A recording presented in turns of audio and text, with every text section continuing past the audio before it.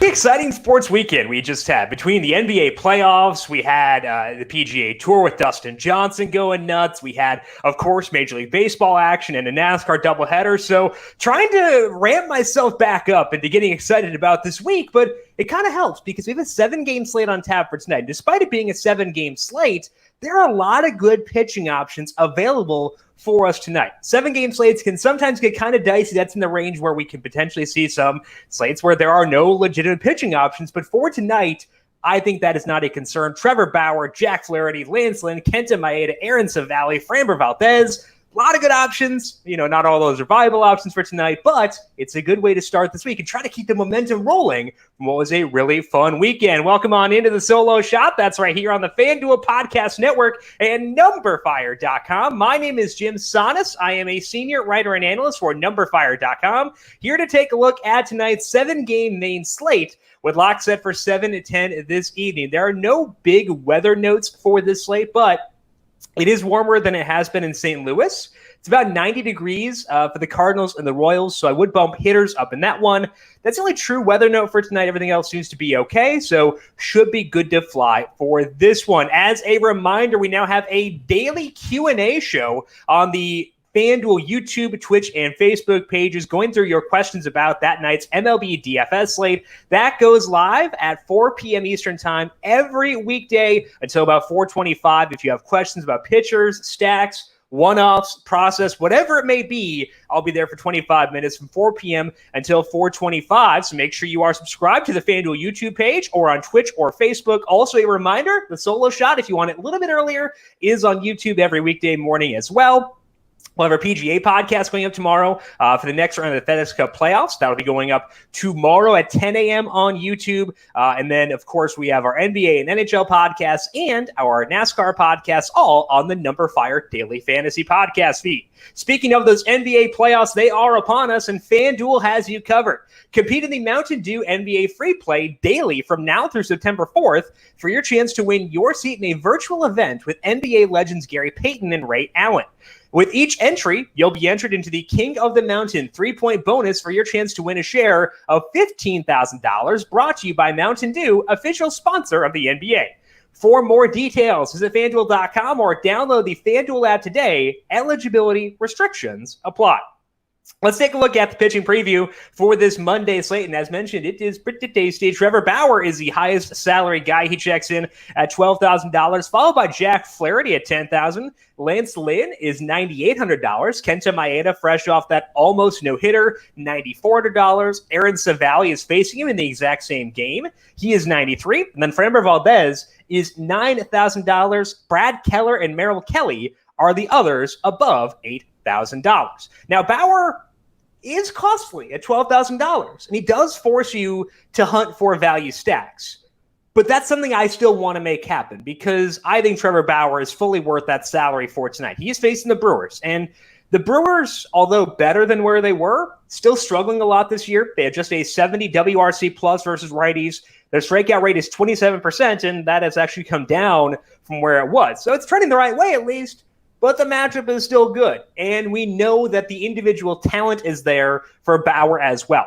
He seems to have taken another step up this year. It's always hard to trust whether that will stick because he tinkers so much with his pitch mix, but at least so far, seems like he's doing this. When he first joined the Reds last year, he started throwing his cutter quite a bit more, and he's brought that usage down a bit this year from where it was, but it's still relatively high. Not quite as high as it was then, but it is still pretty high, and at least for now, it seems like he has found that proper mix. How long he will keep that proper mix is a different question, but in 4 starts, Bauer has a 2.36 skill interactive ERA with a 44% strikeout rate. Not too bad. He's also allowing just hard contact just 27% of the time, and that's all while having monster pitch counts. When you combine the high pitch counts with the massive efficiency involved with his pitching, Bauer has had 12 or more strikeouts twice in 4 starts this year. He had 9 in another. He has not allowed more than 3 hits in any game yet this year. And again, he's doing this on like 110 pitches.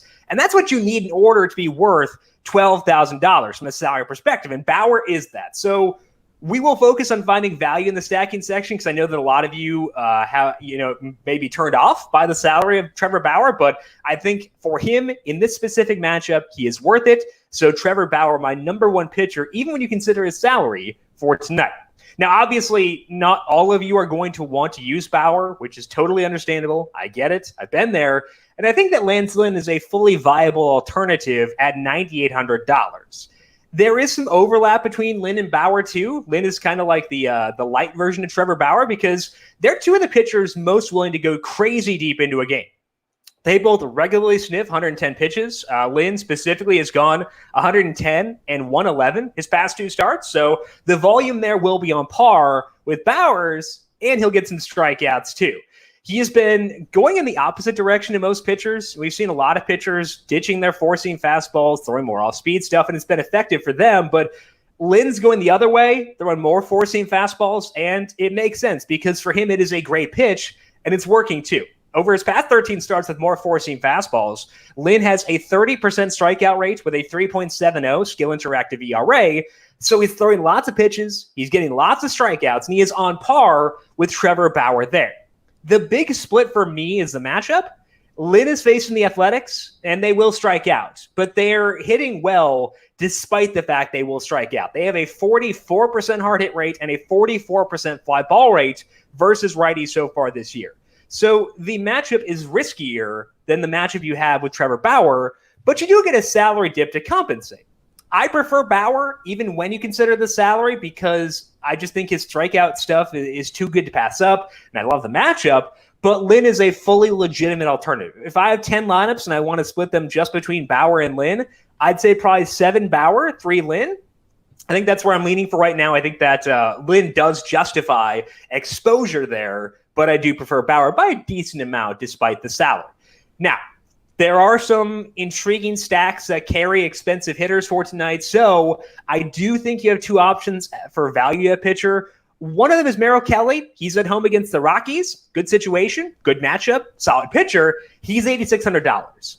I think my preferred route is to go down a bit lower on the salary pool and check out Jesus Luzardo. Luzardo is on the road, and that's a negative. That's, it's never something we mark as a positive, but he is facing the Rangers, which pretty much negates all the negatives associated with being on the road, especially when you're a lefty. The Rangers have just a 68 WRC plus against lefties this year with a 26% strikeout rate and a 6% walk rate. Those are all massive bumps up for a pitcher.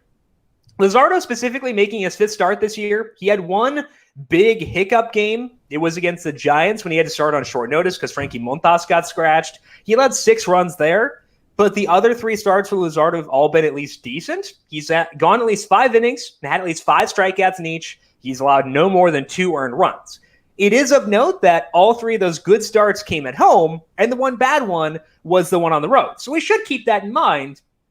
But I think the matchup here helps account for a lot of that. Luzardo has an 11.6% swinging strike rate as a starter. It was 13.2% in his start against the Rangers, which was 4 starts ago, so not super recent, which does help him because they're not as familiar with what he's doing. Luzardo, just $7,700. That will let you go as hard as you want a hitter. You don't have to sacrifice upside because he can get strikeouts, and I will take that at times. But my preferred route is to find the salary to get to Bauer, to get to Lynn, and make them my focal points for tonight.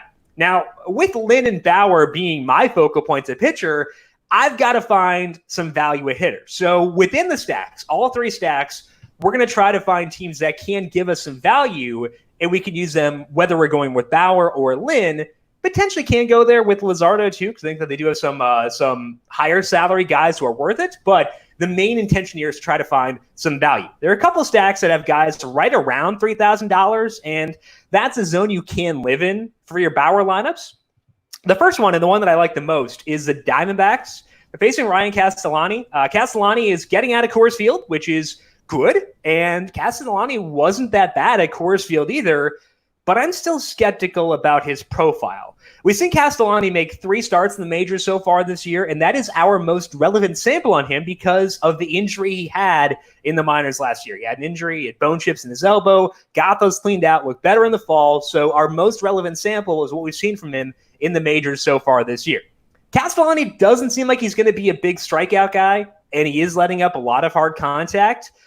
He has a 20% strikeout rate in 3 starts with a 63% hard hit rate, and he's not getting enough ground balls to offset that. So as the sample expands, I am expecting the results to lag for Castellani. And he's not in a bad park for hitting tonight either, because Chase Field has been keeping the roof open for a lot of these games, even when the temperature is like 112 degrees. I think it's 109 for tonight. So the roof may be open, and it seems like it kind of will be. And that's pretty big for offense. It is much hotter in those situations. That helps the ball fly better, kind of helps offset the humidor that went in place last year. And the salaries are pretty low for this Diamondbacks team. So I think it's a good time to stack against Castellani once again tonight. We'll have to see, if the results go in our favor this time, because again, we've stacked against him unsuccessfully a couple of times, but I think that it is the right move to go back once again in this one.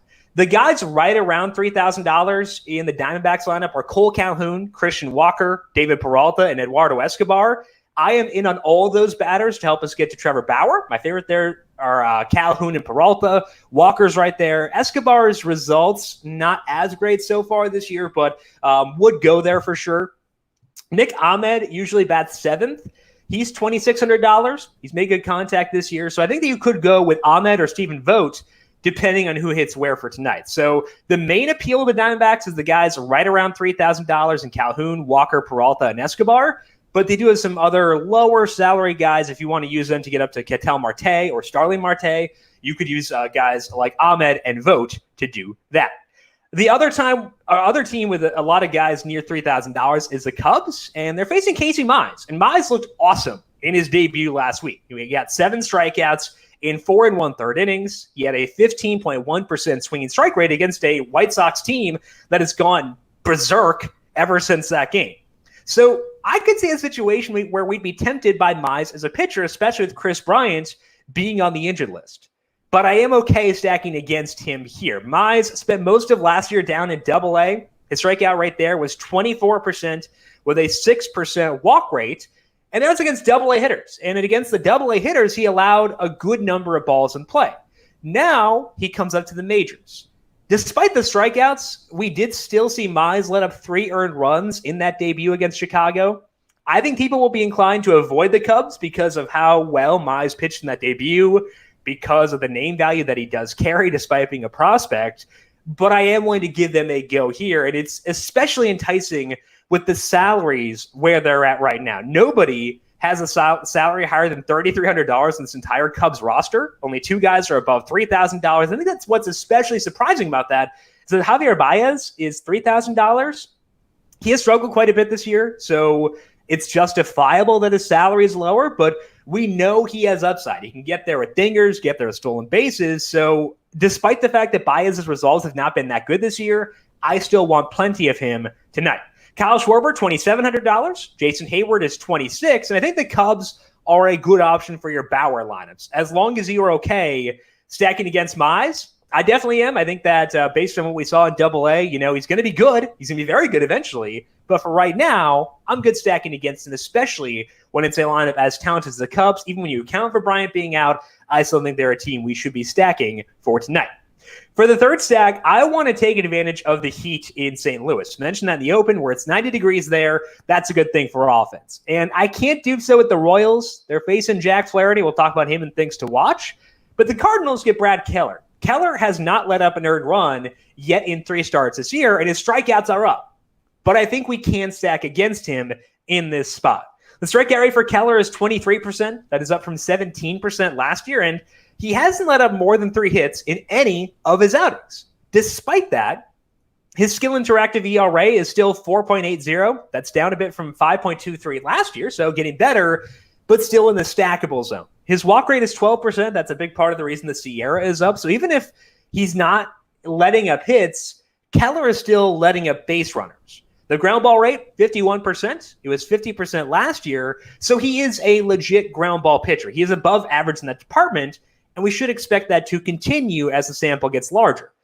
But the other stacking options for tonight are stacking against Brett Anderson and stacking against Framber Valdez. And both those guys get a lot of ground balls, and they get more than Keller does. So Keller may actually be the best option. As much as I like the pitchers for tonight, the stacks not quite as plentiful. I feel really good about our first stack in the Diamondbacks, but after that, it does get a little bit dicey. So the Cardinals, an unideal stack, suboptimal stack, but still one I think works for tonight. It does help that the Cardinals are getting their full team back. Paul DeJong is off the injured list now. Yadier Molina came back recently. So I am good going with them here. I think that they do play well, despite the fact that Keller getting more strikeouts this year, getting good results. He does get some ground balls. Still think this is the right move to stack against him. If we're looking at this from a platoon perspective, we can go at either righties or lefties here because righties have a lower strikeout rate versus Keller, and lefties have the lower ground ball rate. So there is some appeal in both sides. I'm hoping Tyler O'Neill will start again for St. Louis. He's only $2,500. He's had great batted ball numbers this year, and his strikeout rate is manageable. He'd be a really fun value if he were available. So if Tyler O'Neill plays, which is very much not a guarantee, so if you want to use him, make sure you are around to check lineups. But if he does play, I think he is someone worthy of your attention for tonight within these Cardinal stacks. Sticking in that game as we transition to things to watch, Jack Flaherty is starting for the Cardinals, and he's always good. We just can't go there yet. Last week, he made his first start after the Cardinals' long COVID layoff. Flaherty went 41 pitches. He said that he's probably going to be on a pitch count for tonight, but he doesn't know what that pitch count is, and he also said he doesn't want to know, which means that we're probably not going to know either.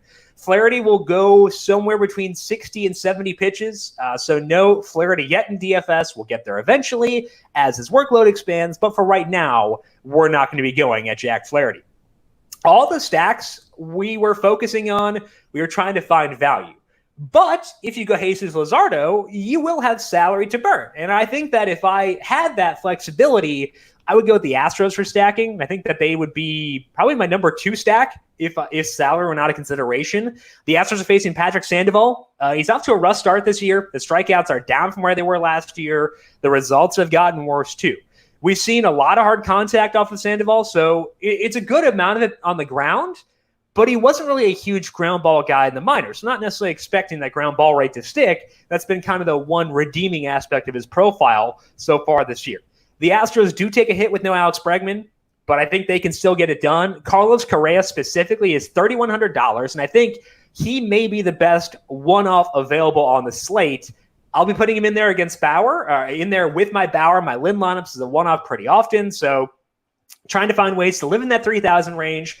Correa lets me do so while still getting exposure to the Astros, so checks a lot of boxes there. Really high-quality one-off, and he would be in every single lineup if I'm stacking the Astros for tonight.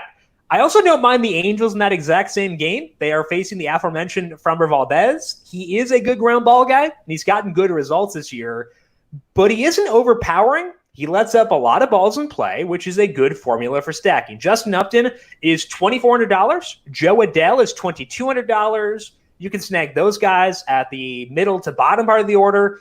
And we can also use the Angels in our Luzardo lineups and get to Mike Trout and Anthony Rendon. So the Angels, a team that can kind of go both ways, where if you want to go with them as a value play, you can go up to Adele. And if you want to spend up, you can go Trout, Rendon. So regardless of where you want to go, the Angels are in play.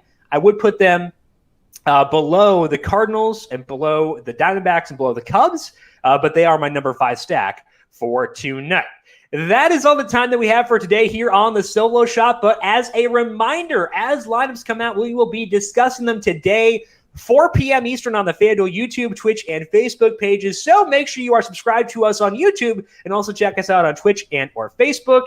And if you have any questions, let us know there. We'll get you all of those there. PGA podcast coming tomorrow. We have NBA and NHL podcasts posted for today via Tom Vecchio, the Daily ISO, and the Daily Deke. So make sure you check those out as well. NASCAR coming up later this week for Daytona as well.